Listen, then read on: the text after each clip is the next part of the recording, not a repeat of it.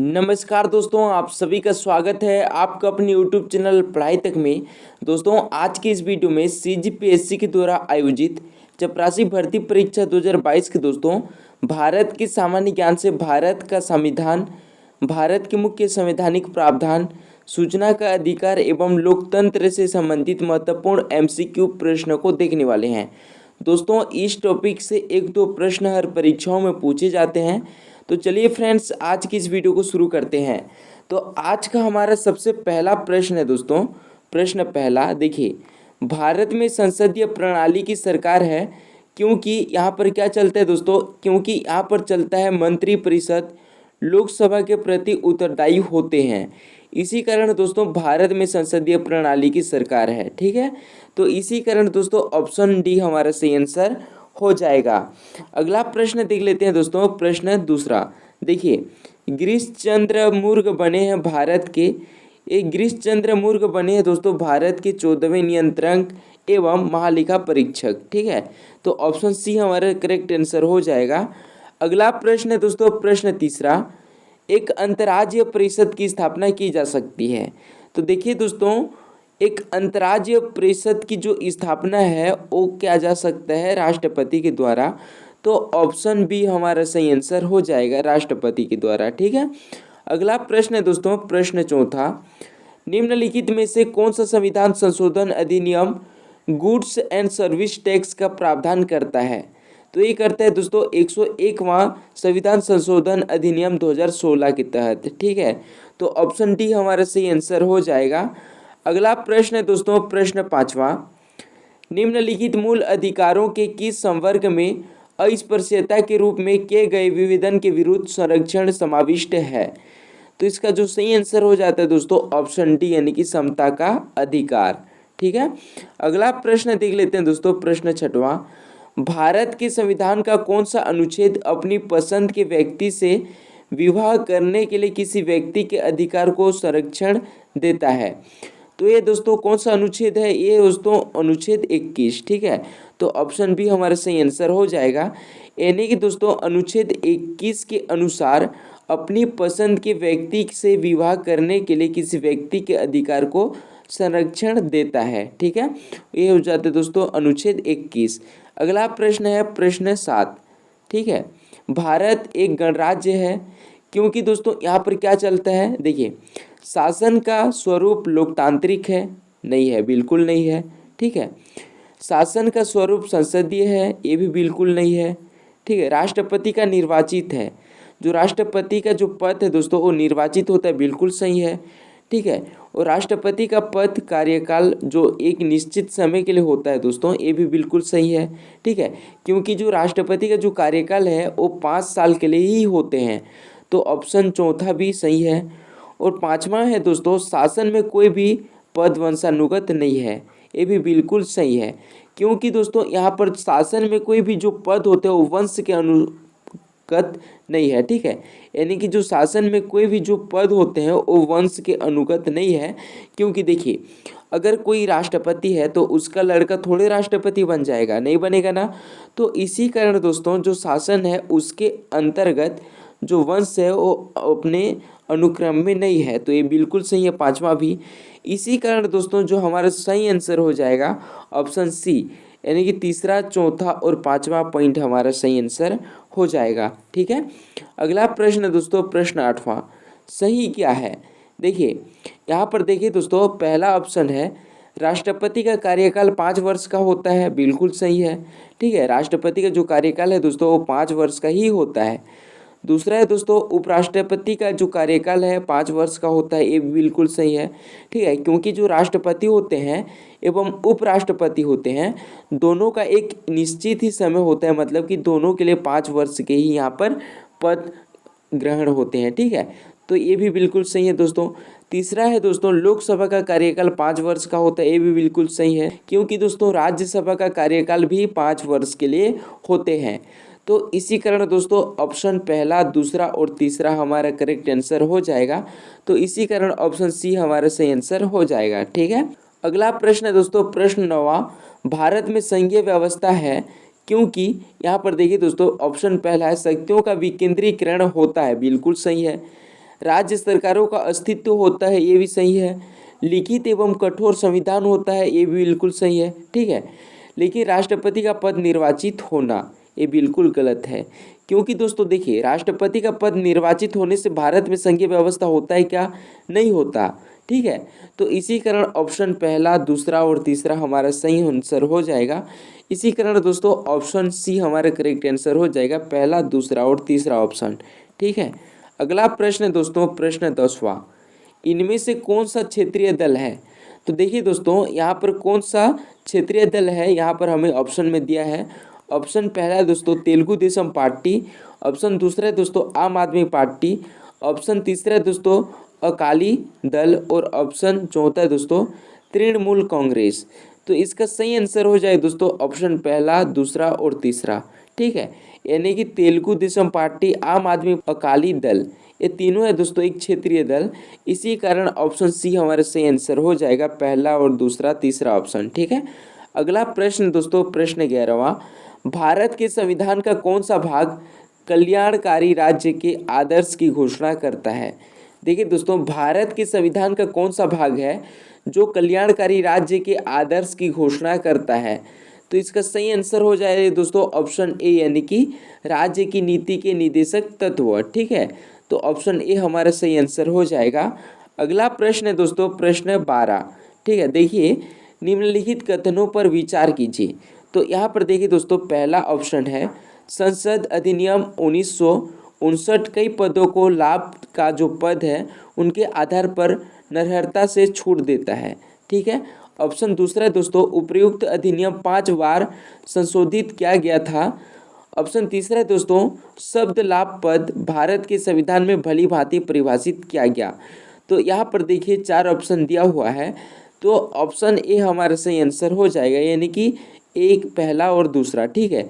यानी कि दोस्तों जो हमारे जो संसद अधिनियम 1959 के जो पद है उसमें लाभ का पद पर उनके आधार पर नरहित छूट दिया गया है, और जो अधिनियम 5 वर्ष पर जो संशोधित किया गया था लाभ का पद से संबंधित दोस्तों, तो इसी कारण पहला ऑप्शन और दूसरा ऑप्शन सही हो जाएगा। तो ऑप्शन ए हमारा करेक्ट आंसर हो जाएगा।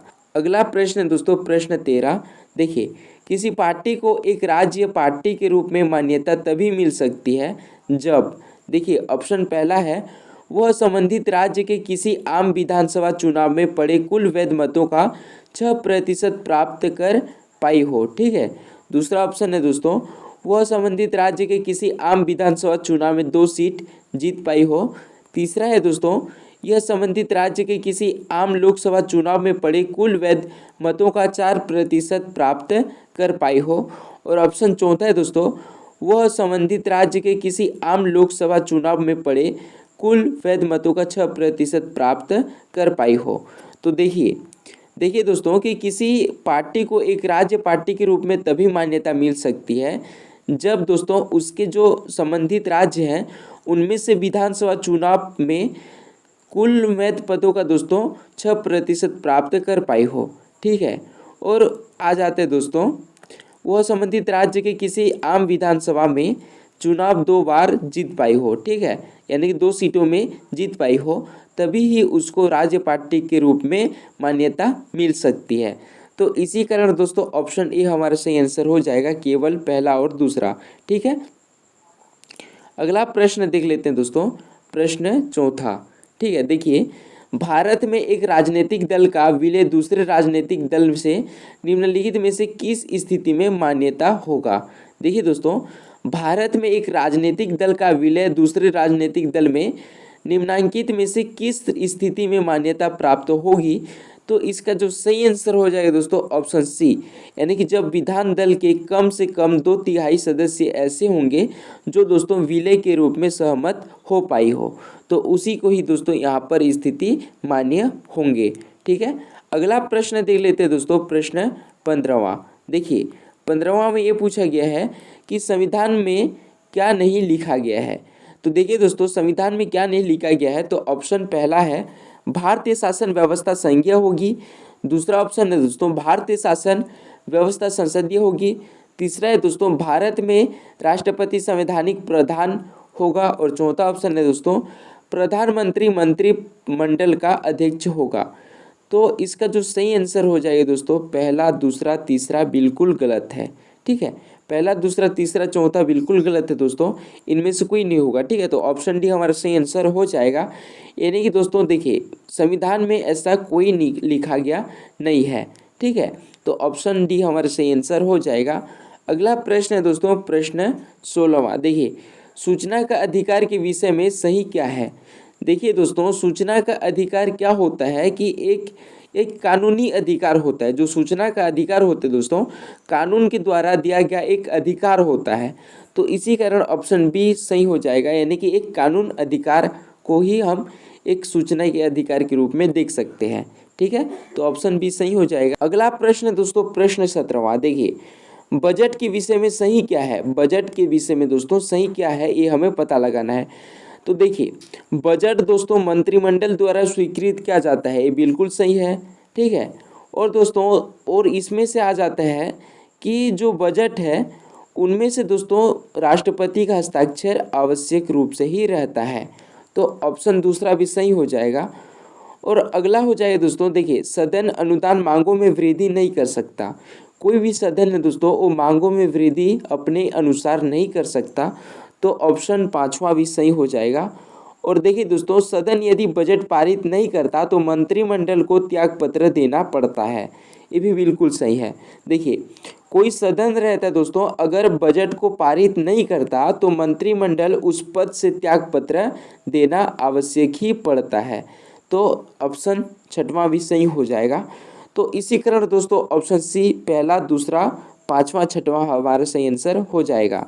अगला प्रश्न है दोस्तों, प्रश्न 18, लोक लेखा समिति के विषय में सही क्या है।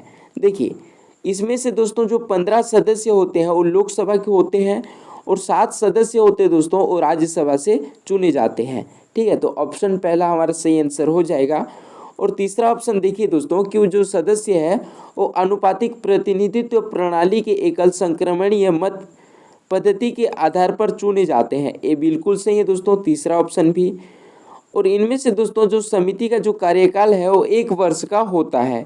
ठीक है, जो लोक लेखा समिति होते हैं दोस्तों, उनका जो कार्यकाल रहता है वो 1 वर्ष का ही होता है। तो ऑप्शन छठवां भी सही हो जाएगा। और इसका जो अध्यक्ष है दोस्तों, वो बहुमत दल से नहीं हो सकता, क्योंकि जो लोक लेखा समिति का जो अध्यक्ष है दोस्तों वो बहुमत दल से नहीं हो सकता। तो ऑप्शन 7वां भी हमारा सही आंसर हो जाएगा। तो इसी कारण दोस्तों ऑप्शन डी, पहला, तीसरा, छठवां और 7वां हमारा सही आंसर हो जाएगा। ठीक है, अगला प्रश्न हो जाएगा दोस्तों, प्रश्न 19। ठीक है, देखिए, विधानसभा निर्वाचन क्षेत्र को, ठीक है, विधानसभा निर्वाचन क्षेत्रों को लोक सेवा निर्वाचन क्षेत्र के साथ सुमेलित कीजिए। देखिए दोस्तों, यहाँ पर आपको क्षेत्र दिया हुआ है लोकसभा निर्वाचन, और यहाँ पर देखिए दोस्तों क्षेत्र दिया हुआ है विधानसभा निर्वाचन। तो हमें इसकी सुमेलित करना होगा। तो देखिए, तो जो कांकेर है दोस्तों, जो कांकेर है वो हमारा गुंडरदेही से है। ठीक है, गुंडरदेही से है। ठीक है, और जो सरगुजा है दोस्तों, सरगुजा है हमारा सीतापुर से। ठीक है, जो बस्तर है दोस्तों वो हो जाता है हमारा नारायणपुर से। ठीक है ना, और जो दुर्ग है दोस्तों वो बच जाता है हमारा नवागढ़ से। तो इसी कारण दोस्तों ऑप्शन पहला का यानी कि अ का हो जाता है दूसरा नंबर। ठीक है, ब का हो जाता है दोस्तों चौथा नंबर। ठीक है, स का हो जाता है पहला नंबर, और द का हो जाता है दोस्तों तीसरा नंबर। तो इसी कारण हमारा ऑप्शन डी हमारा सही आंसर हो जाएगा। ठीक है, अगला प्रश्न दोस्तों, प्रश्न 20, राष्ट्रपति के निर्वाचन में मंडल का सदस्य होते हैं। देखिए दोस्तों, राष्ट्रपति के निर्वाचन में मंडल के सदस्य कौन कौन हो सकते हैं। तो देखिए, ऑप्शन पहला है संसद के दोनों सदनों के निर्वाचित सदस्य ही दोस्तों राष्ट्रपति के निर्वाचन मंडल के सदस्य हो सकते हैं, बिल्कुल सही है। ठीक है, तीसरा है दोस्तों, देखिए दूसरा तो हमारा गलत हो जाएगा।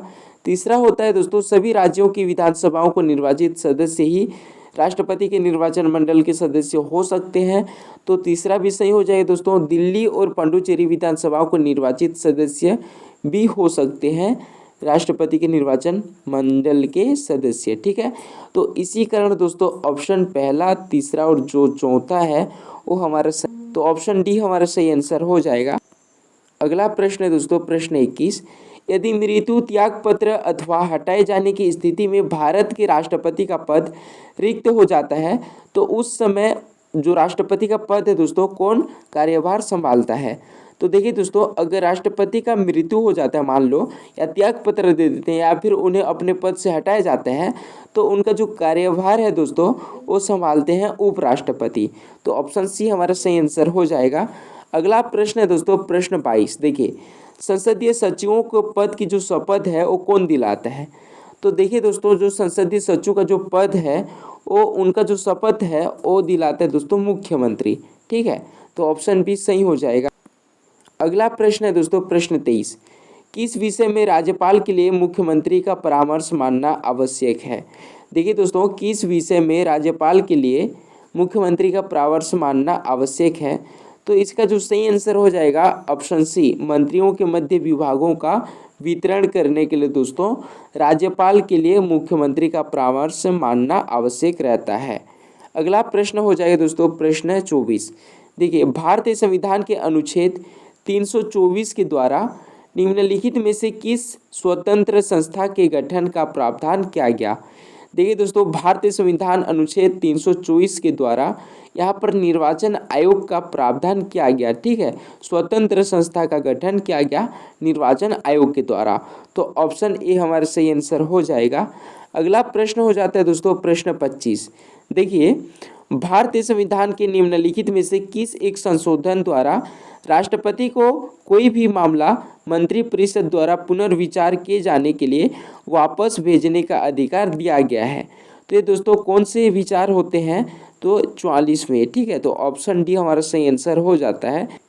यानी कि दोस्तों भारतीय संविधान के 44वें जो संशोधन है उसके द्वारा राष्ट्रपति को कोई भी मामला मंत्रिपरिषद द्वारा पुनर्विचार किए जाने पर वापस भेजने का अधिकार दिया जाता है। ठीक है, 44वें हो जाएगा, तो ऑप्शन डी सही हो जाएगा। अगला प्रश्न है दोस्तों प्रश्न 26। स्वतंत्र भारत में प्रथम बार संसदीय सचिव का पद किस वर्ष सृजित किया गया। देखिए दोस्तों, स्वतंत्र भारत में प्रथम बार संसदीय सचिव का जो पद है वो वर्ष 1951 में सृजित किया गया। ठीक है, तो ऑप्शन ए हमारा सही आंसर हो जाए दोस्तों, ऑप्शन ए यानी कि 1951।